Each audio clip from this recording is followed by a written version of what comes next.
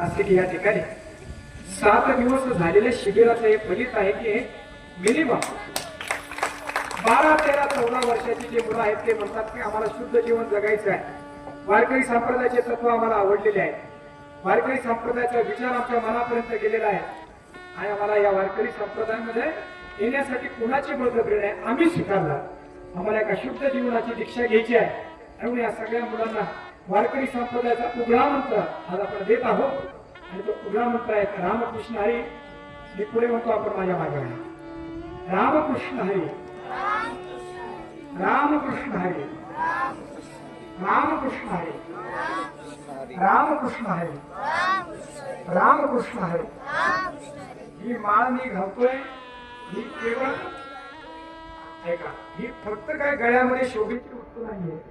ही माळ म्हणजे मी माझ्या जीवनामध्ये सत्याने वागेल. समाजामध्ये पूर्णपणे सत्य वागणं शक्य नाहीये आजच्या काळामध्ये, तरी गरज नसेल तर मी खोटं बोलणार नाही. मी माझ्या आई वडिलांचा कायम आदर करेल, मी माझ्या गुरुजनांचा आदर करेल आणि मी असा वागेल की माझ्या वागण्याने माझ्या घरच्यांना खाली कधी पाहावं लागणार नाही. अशा प्रकारचं मी वागेल.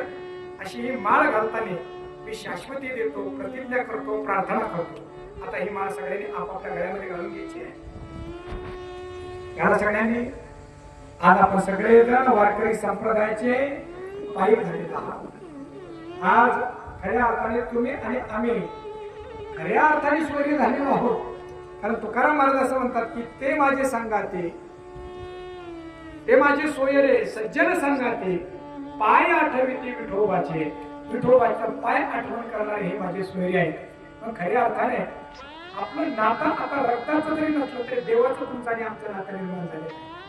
आयुष्यभर या नात्याला आपण पुढे नेऊया आणि या नात्यातून सर्व समाज मंगलमय आनंदमय आपल्याला कसा करता येईल त्याचा प्रयत्न आपण सगळे मिळून करूया.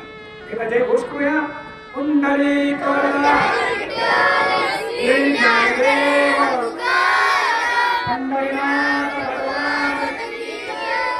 आपला मोठा आवाज निवृत्तीनाथ नाथांपर्यंत जायला पाहिजे.